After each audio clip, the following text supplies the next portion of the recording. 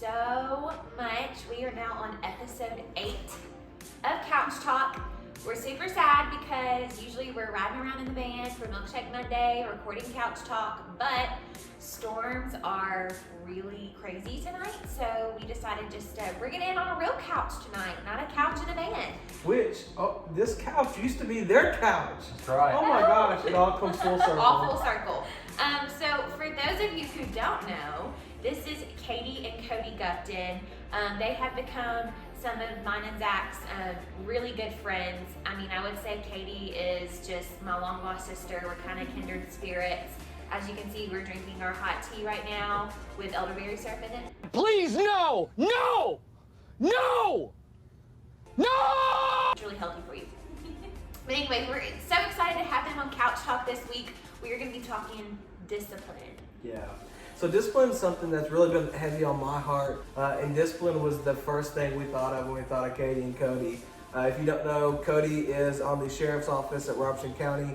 He's by far the most disciplined guy that I know, and I'm not just saying that because he's here. Like, he's very well-groomed. He's a well-groomed man.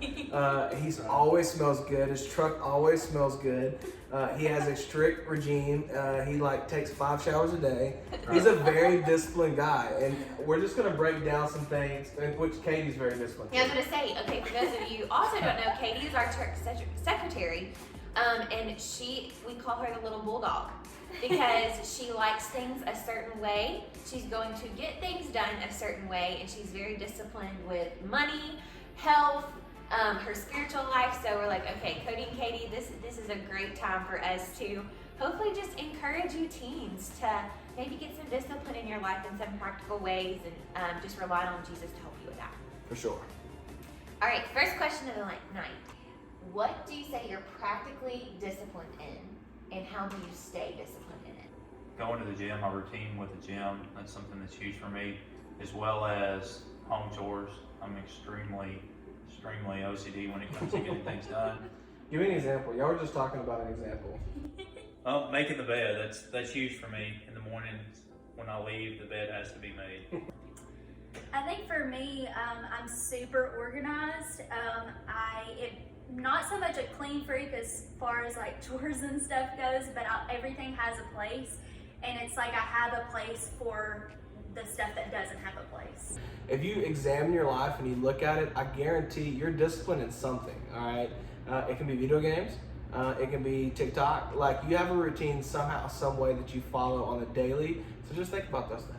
Yeah, and I'll give you an example that I know that I had to break a routine of that I was very disciplined in. It's called checking social media. I would go Facebook, check, put it away. Instagram, check, put it away. Twitter, when Twitter was a thing, I would do it. Snapchat. And so guess what? That was a discipline that I had, not a good one, that I had to learn to break. So ask the Lord to help you examine some things that you're disciplined in that maybe you should be. All right, Cody, Katie, question number 2. If you're not a naturally disciplined person, but you want to become more disciplined, how do you do that? Just knowing your strengths. So for me, I'm really good at being productive when I make lists. And so just say if one of the disciplines is reading your Bible every day in the morning, make a list the night before for the next day and write that on your list. And so for me, that works best, so I can cross it off my list. So I think just knowing, and operating out of your strengths and not your weaknesses, that would be the best thing. And I think another thing too is just surrounding yourself with people who are disciplined. Yeah. The Bible even talks about, who you are, who you hang out with kind of thing. And just find somebody that's either older than you or maybe the same age, but is more disciplined than you are in the areas that you're wanting to be better at. All right, question number 3, 4, so one of the questions. So discipline, one of the things that came to mind was, can you have spiritual discipline and lack in physical discipline, or vice versa? Can you lack in spiritual discipline but have good physical discipline? I'll just give mine really quick. If I'm slacking in picking things up around the house, if I'm slacking in not cleaning the dishes in the sink, what happens is I'm slacking in my Bible time. I'm slacking in focusing in on the right things. I'm slacking my prayer. And so what happens for me, honestly, if I become lazy in the physical, I become lazy in the spiritual. In order to have a disciplined spiritual life, you have to make time. I mean, time doesn't just happen. Whether it's spiritual or physical, I mean, I don't make, time with him just doesn't happen. Time with you doesn't happen. And so you just have to set that time aside to talk to God and to listen to God. Yeah. I know for me, I can really slip myself into a depression if I'm not being disciplined in the physical. And we're not meaning just working out. That could be part of it, but we're talking just daily activities. Yeah. Things your parents tell you to do. Homework, your job, whatever it may be, those daily things that you needed to be disciplined in, if you slacken those, you best believe your spiritual's probably not doing as well. And really quick, like if I'm rolling my eyes at taking the trash out, I'm usually rolling my eyes at what God has to say to me. And that's how I usually work. It's like if I'm like ignoring and pushing aside the things I need to do, I'm ignoring and I'm pushing aside the things God's trying to instill in me. And that's, I don't know. Cody, what about you? I think another huge thing is being able to recognize when you are slacking. Yeah, that's good. Not just when you're doing good, but recognizing when you're not doing good. So if there's an area you're not doing well in, that you would be able to focus on that and obviously work towards becoming more disciplined in whatever area it is that you are slacking in. Sweet, that's really good.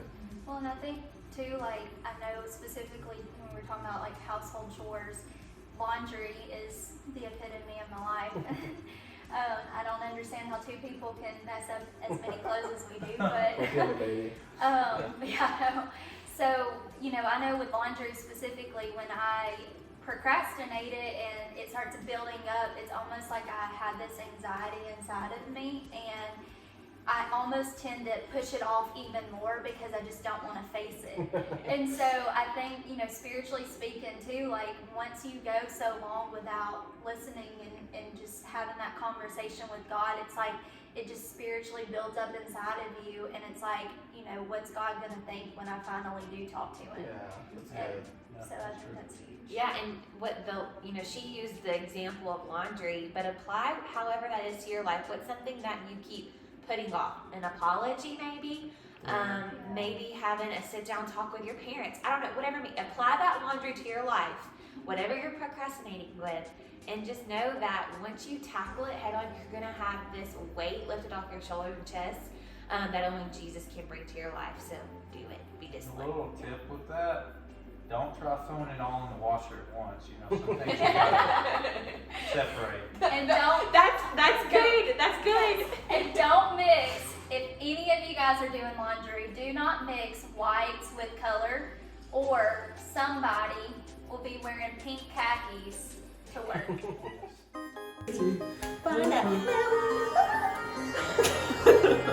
Alright, you guys, thank you so much for watching The Standard Social. Make sure you like, comment, and subscribe down below. Also, if you have questions, go to www.nryouth.org and submit your questions that we'll answer on the next Couch Talk.